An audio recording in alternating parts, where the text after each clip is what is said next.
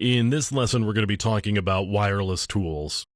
Now, there are a lot of different wireless tools that are available. One that's really useful that can run under Windows as well as Linux is one called AirCrack. And AirCrack actually comes with several companion tools, and I'm going to show you some of them here right now. So the first thing I want to do is show you Airmon. And what Airmon does is it gives you the ability to set a monitor mode on your wireless networking device. So I've got Airmon NG. I could do Airmon NG start, and my interface you see up above is WLAN 0. Now what this is going to do is put the wireless networking device into a mode so that you can see a lot of traffic that you wouldn't otherwise be able to see. So this is similar actually to promiscuous mode on a traditional network interface where suddenly you're getting packets that you wouldn't otherwise see because the network interface wouldn't pass them up the stack without being set into promiscuous mode. So the same thing here, I'm going into monitor mode so that I could actually see the layer 2 messages, which are the communication between the network interface and the wireless access point, or just communication from the wireless access point from a standpoint of either broadcast or beaconing. I'll show you beaconing in just a second. So let me actually bring up our old friend Wireshark here. And once I've loaded up Wireshark, we can actually start to see the messages that are coming in on the wireless interface. You can see under the capture box down here, it says Start Capture on Interface WLAN 0, which is actually the physical interface for the wireless adapter that I've got. And there's also MON 0. Now, MON 0 is the interface that was created when I turned on monitor mode. If I were to just capture on WLAN 0, I would see traffic that was going back and forth on my wireless network, so messages to and from me, just like a normal network interface. Now, if I go into MON 0 and start capturing there, now we start to see the beacon frames. So you can see a beacon frame here.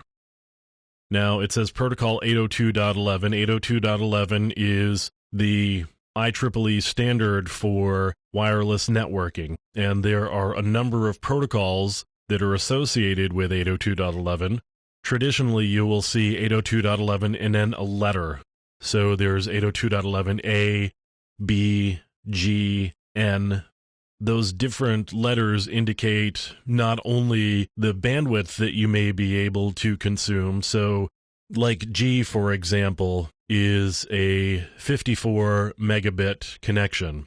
B was an 11 megabit connection, and N gives some capacity for much higher means of communication, so you get much higher bandwidth with 802.11n. So we've got 802.11, a beacon frame here, and you can see there's a destination address of FFFFFFFF, and a source address of a Netgear. So there's also a BSSID, and that also is a set identifier, much like the ESSID.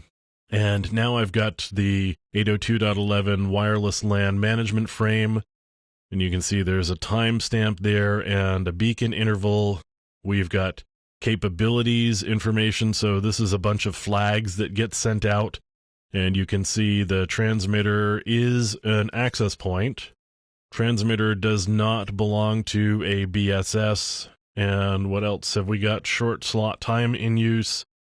And that's all that we've got here. Now for tagged parameters, you can see the SSID parameter set, and that gives you the name of the SSID. We've got supported rates. I can do 1, 2, 5.5, 11, 18, 24, 36, or 54 megabits per second. So those are all of the different rates that I have available on this particular access point. So this is the beacon frame that I mentioned earlier, where a wireless access point is announcing the SSID that it has available for people to connect to.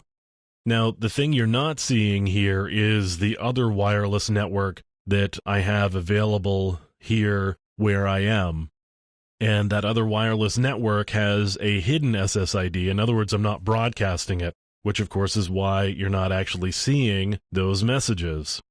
But you are seeing these beacon frames on a pretty regular interval. There's no chance that somebody's going to come in here with a wireless device and not be able to see that this SSID is available. Now, again, as mentioned previously, this SSID happens to have open authentication, so there's actually no encryption going between the access point or the base station and the network interface card.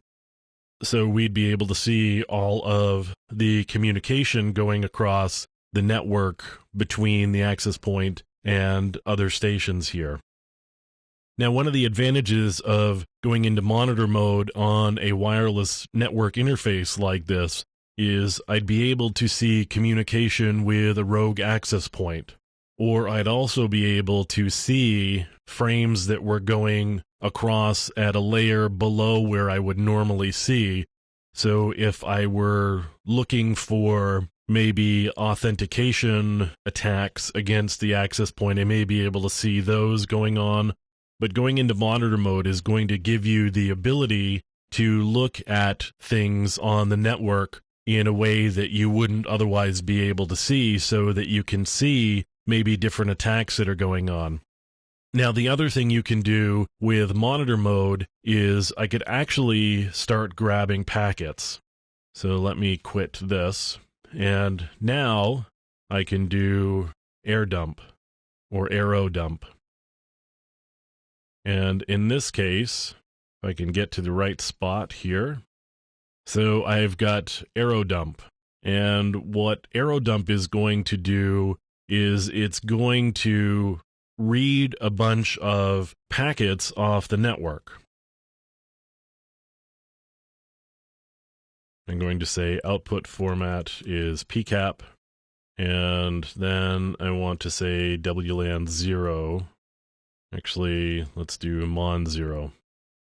So what this is going to accomplish is it's going to copy a number of packets down, and once you get enough packets copied, you can actually run aircrack against this particular file that you've got. So I'm going to store a lot of packets here.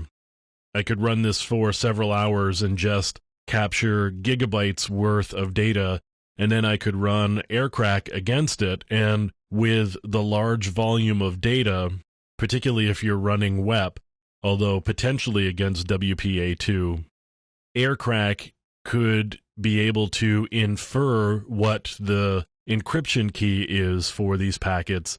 And once we know what the encryption key is, we can start to decrypt packets. So we can start to see all of the communication on the network that's going on in plain text. So I'm running arrow dump here, and you can see it's counting the beacons, and it's also showing the different stations that are available here on the network. It looks like there are 3 networks that are available, or at least 3 networks that somebody is looking for.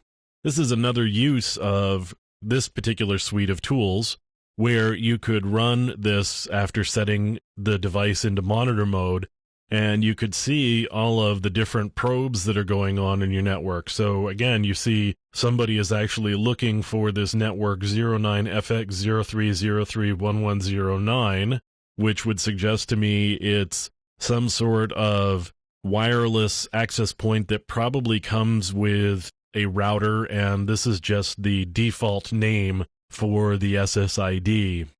It's hard to say for sure what this actually belongs to or why this is being probed, but you can definitely see that it's out there. Now, you can also see there's a BSSID noted up above, and you can see encryption is flagged as open, and I've also got the SSID or the ESSID that's associated with that particular network that's available. So we've got a pretty powerful suite of tools here with AirCrack.